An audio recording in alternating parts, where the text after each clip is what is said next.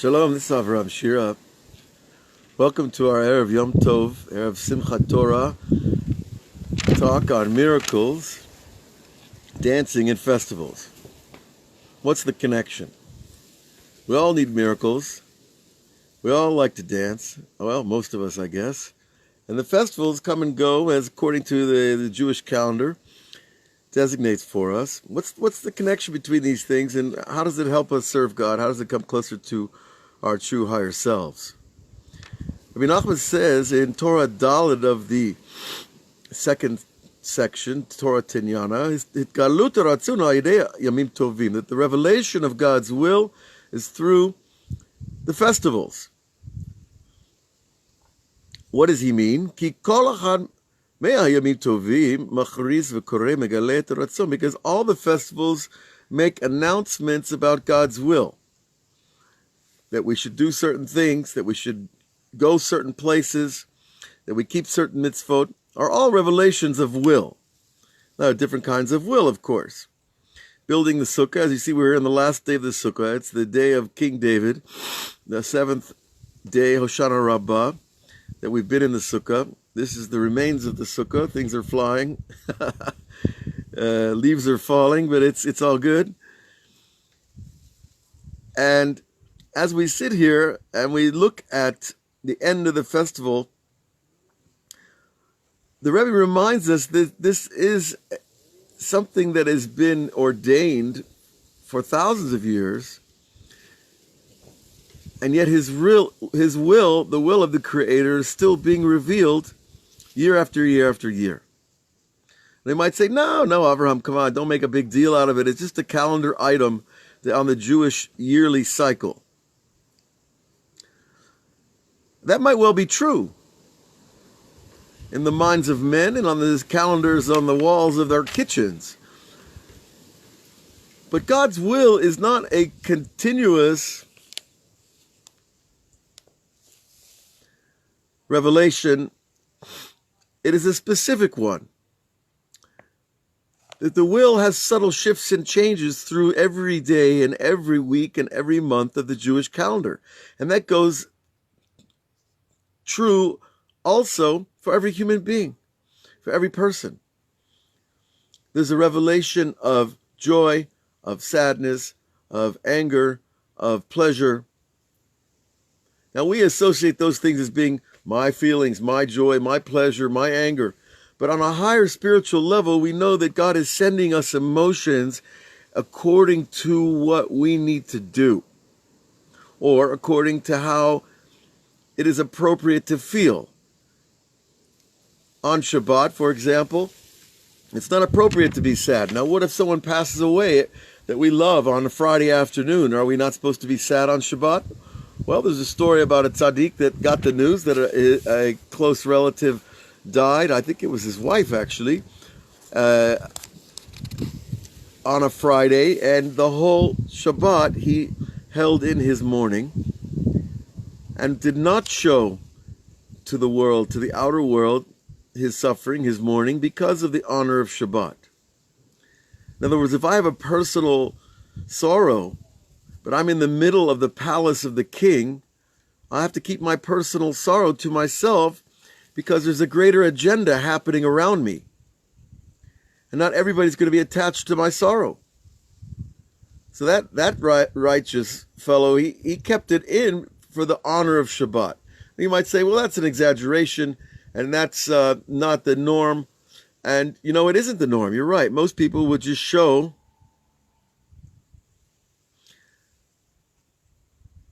their suffering at the moment that it happens. And yet there is this greater agenda. And so the revelation of God's will is happening all the time. On Yom Tov, it becomes more apparent. And Rabbi Nachman tells us is that on each of the Yom Tov, certain miracles occurred to reveal that there is a quality of miracles that overrides all nature, and that nature itself is a miracle, but it's a nature that it's nature. The laws by which the physical world operate are easily overcome by spiritual power. And he wants us to believe that and see that. This is like we live on a board game in the midst of all the rules of the game. But those rules can be changed. Not that we want them to be changed, but rather we're living within the rules of the game. God could override the system any moment. His limitation is not to. His limitation is not to show his hand all the time, to not split the sea every day and bring the lightning and the fire down on top of the mountain and give the Torah every weekend. Once is enough for the Creator to do the miracles that he does. And each festival has its miracle. Of course, there are many miracles attached to Passover with the 10 plagues and with, of course, the splitting of the sea. And the clouds of glory are connected to Sukkot. And for 40 years, we had this constant umbrella over us. Now, it wasn't just an umbrella. It was a spiritual, transcendental zone that traveled with us. And that's why the rabbis are emphasized to us that our clothing did not wear out. Because when you're in a spiritual realm, the physical has no power over things like clothing and food. We ate the man, the lechem abirim, it's called, the bread of the angels, because we were not subject to the physical world as we know it today when we lived under those clouds. So it wasn't just a shade cloth, to keep the sun out in the desert out of our eyes. It was a godly ordained space in which we existed. Now, for any of you who practice a lot of meditation and you get into higher states of consciousness, I think you can easily project a few more levels higher than your highest meditation and understand that there is this level, that we have this potential within ourselves to transcend the physical realm and its limitations. Certainly, we've seen it by various psychics throughout history, Jewish and non-Jewish, where people, when they engage their upper soul, they don't feel pain. They're able to do things, whether it's in India, whether you want to tell me it's from the powers of impurity or purity, it doesn't really matter, because all human beings have this higher soul that enables them to transcend the physical. The difference for the Jewish people is that we have a very prescribed path on how to do it without engaging external forces. Our engagement is with the Creator himself. So each festival is this revelation of will. But guess what? The revelation of will also happens inside you. That when the festival comes, I notice personally a change in my desire, in my will, that suddenly I don't care about work. That sounds easy, right? You'd like to do that every day. But it's not exactly true, because I've chosen a wonderful path of work in my life. But, as they say, if you love what you're doing, you never work a day in your life. But still, on Yom Tov, there's this revelation of will. And tonight is Simchat Torah. The Torah was given several months ago on the Jewish calendar, but now we're going to celebrate it because the yearly cycle of the reading of the Torah is coming to an end, and we're beginning it again. So the beginning is happening on Rosh Hashanah, but yet the renewal of the Torah is happening now. And as we finish the Torah on Shabbat, we're beginning it again. And so the cycle is always happening, but each parsha, each weekly portion is a different revelation of will again. So the more we learn the parsha, the more we're able to map the subtlety, fluctuations in the will. And if we map those subtle fluctuations in the Torah, well, guess what? You're going to have the tools to map it in yourself. And you become the master of your own revelation.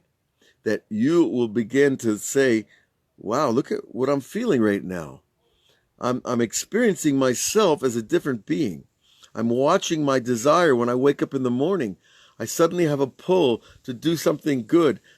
I feel positive. I feel focused. I have desire for life, for the world, for my job, for my family, for everything around me.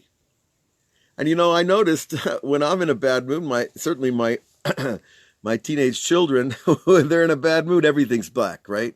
Everything turns bad. I don't like my friends. I don't like my family. I don't like my house. I don't like my community. Nothing. And that's the nature of what we call the other side. That one little drop of that darkness clouds everything. Of course, measure for measure, the same is true with holiness. That one drop of holiness and all the clouds of darkness are removed. And so Yom Tov has this power to reveal a certain will. And tonight the will is to dance. Now dancing is an interesting thing because it kind of equalizes everybody to a degree. Now that doesn't mean we can all dance at the same level of dancing. But the idea of dancing itself is that we're using the lower portions of our body to elevate the upper portion. Whereas normally the reverse is true. That we use our mind to elevate our body by prayer, by meditation, by learning, by talking about high ideas, etc. And that's where we use our mind to elevate the body. But in reverse order on Simchat Torah, we use the body to elevate the mind.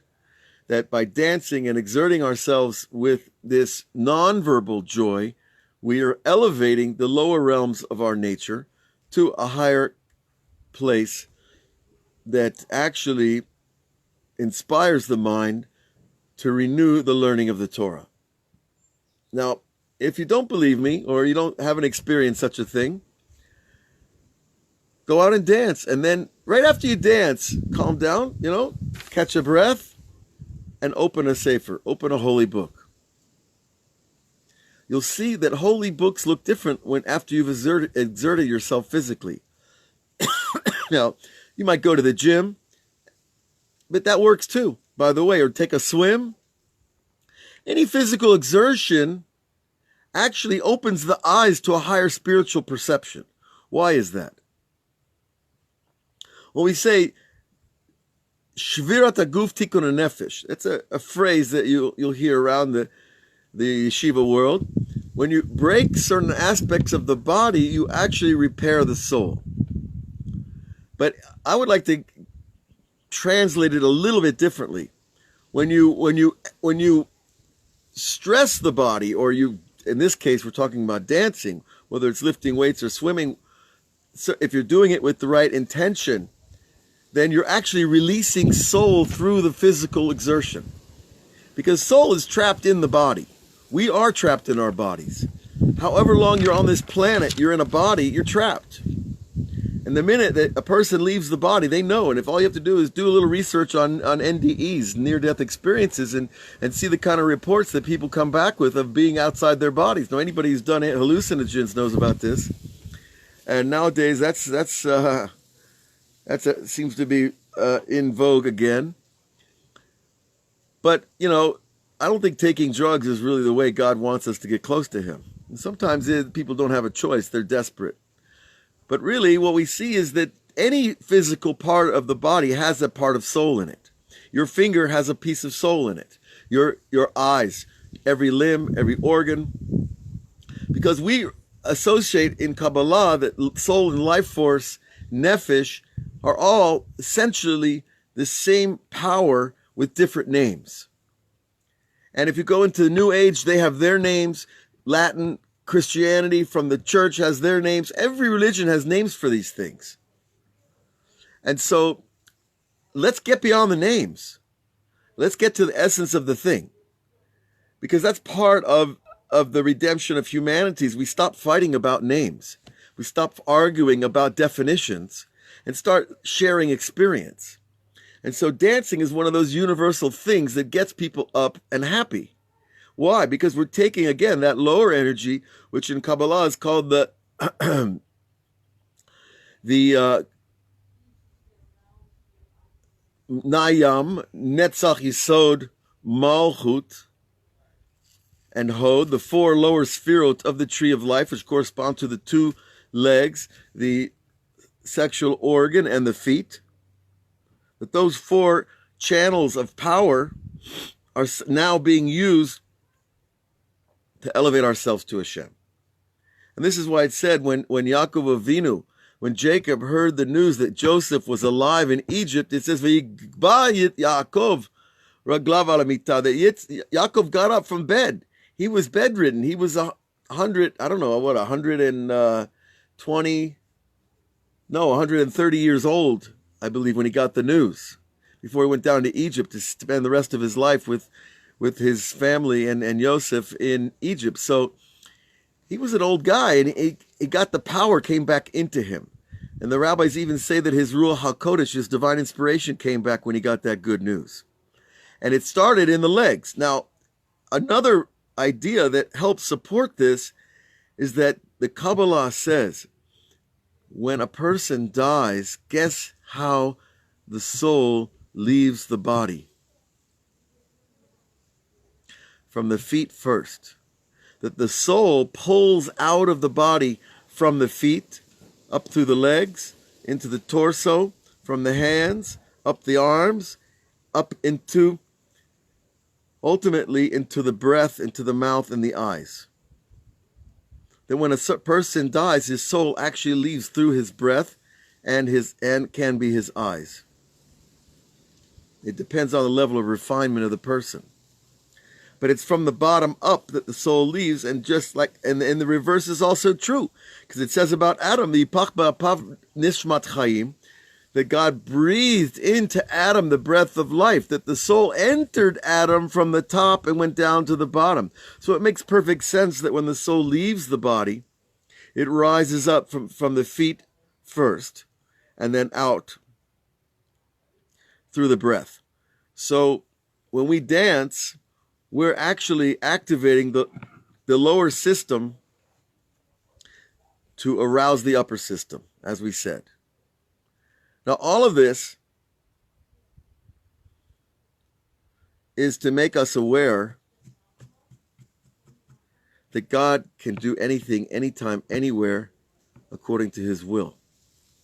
And the Jewish chidush, the Jewish idea is that we can influence God, that we can have impact on reality, that we are not helpless beings, that we are partners, that our prayers, our good deeds, our charity, everything we do that's good has a positive impact. Now, you might say, well, what are we trying to do, Avraham? We're trying to manipulate God? Well, yeah, we are, but only according to his rules. According to the Torah, not according to the rules of Hinduism or Christianity or Buddhism or animism or all the other isms. Because they also have ways and means of manipulating nature. But we're saying we're not trying to manipulate nature directly. What we're trying to do is invoke God's power, and then he'll do the rest of the work. So that's why these holidays, these festivals are called Mikra Korei Kodesh, Mikra Kodesh, the calling of the holiness, because we're calling out to Hashem. We're saying, Hashem, we're here, we're doing your will, we're keeping your mitzvah, we're coming to Jerusalem, we're bringing our sacrifices, we're bringing the best produce of our lives as gifts to the Mikdash, to the temple, to the Kohanim, to other Jewish people. All these things are legislated for us to invoke God's favor. Why not? That's what he wants. Because that just shows the world that he does control everything. And so there's this relationship going on between us and Hashem that it's a pretty naughty relationship. It's pretty tough. Because, how many times do we feel desperate and we feel like, I prayed enough and nothing happens. And I pray and nothing changes. Well, I've noticed in my own life, oftentimes when I feel that, it's because my prayer is not exactly accurate, precise, focused on the item that I need to change. That when I need mercy, asking God for mercy is kind of limited, shall we say. And the rabbis say when you need mercy, express mercy to somebody else. Then you have made a vessel to receive God's mercy. If you need money, ask God for money. Okay, you can. It'll help. But it's more effectuous to go out and give some tzedakah, And then you'll see that more money comes into your life. And the same thing with understanding. Let's say I'm sitting and learning a book and I don't understand the book. And I'm reading it over and over and it's just not sinking in. And I get a little frustrated there when you've been doing this for a while. So you know what the rabbis say? Et la'asot la'Hashem heferu toratecha. It's a time to do for God. Leave the Torah for a minute. Close the book. Take a deep breath. Take a walk. Do some push-ups. Make a coffee. Whatever works for you. Coffee has its limitations, believe it or not. But many times I've gone outside yeshiva and done some push-ups, some leg lifts, and the brain starts working again. Get some oxygen in there. You go back, you open the book, and bam, you understand it immediately. And now that's the brilliance of the Torah system, by the way, is learning with somebody else. Oftentimes I see when I don't get something, the person I'm learning with helps me, explains it. Their take on it helps fill in my gap. And so that's the chavruta system. That's the way the Torah is always learned, friend to friend, teacher to student, because each of us has strength and each of us has weaknesses in our learning. And so we're renewing the learning of the Torah this week, and we want to begin with power, with song, with joy, with dance. So I don't know where all of you are. Wherever you are, I'm sure there's some kind of Simchas Torah. There's some way to celebrate this. And even if you're alone in a place where there's no Jews and there's no Beit Knesset, there's no synagogue. So, it just means that you get to dance with God. And that sounds a little silly, right? A little facetious, but it's not. Because that dance alone with God in your living room in the middle of, Siberia, that's probably more precious than all the other dances that are going on in the world. Because God doesn't measure things the way we do. He measures things by our effort and by our sacrifice for revealing this higher will. So I want to bless everyone to have a great Simchas Torah, a great renewal of the desire for the learning, to open the books, to struggle with the words, to struggle with the concepts, to run them by your friends, to join us on Patreon. And, for a pretty nominal fee, you can get 30 classes a month and have access to write your questions and get your answers and to influence where the classes go, because we're always open to new ideas. So that's part of the reason why we have this Patreon platform going, because we understand that Torah is not just something you turn on your Facebook and you get to listen to a class and then you turn it off and shalom aleichem, goodbye, we'll see you next time. No, because we're building relationships here, because this is what makes the thing work. The whole point of the Jewish people is that we are a family and that we are building ourselves together. And when we get it right, the world's going to see that, and then the world's going to learn from that, and the world's going to get it right too. And it works on an individual basis, it works on a community basis, it works on a national basis, and then it works on the international level. So let's all dance and be happy. And if you're not feeling well, okay, so you don't have to break dance, I don't want to break anything, but just to get up and move with the people, to hold hands, to give a hug here and there, those things make big differences in the time and space that we give them. So God bless all of you. Chag Sameach. And we'll continue our learning on Patreon this coming week when we return to Rabbi Nachman's Seder, on Seder, the order of the Torahs that are coming through in Likutei Moharan. We'll also have more special classes, and our master series of reincarnation is continuing. We're also publishing the second chapter of a book that I've been working on for a while, and then next month we're going to have a master class on creativity, holy creativity. So looking forward to seeing you there and hearing from you. All the best.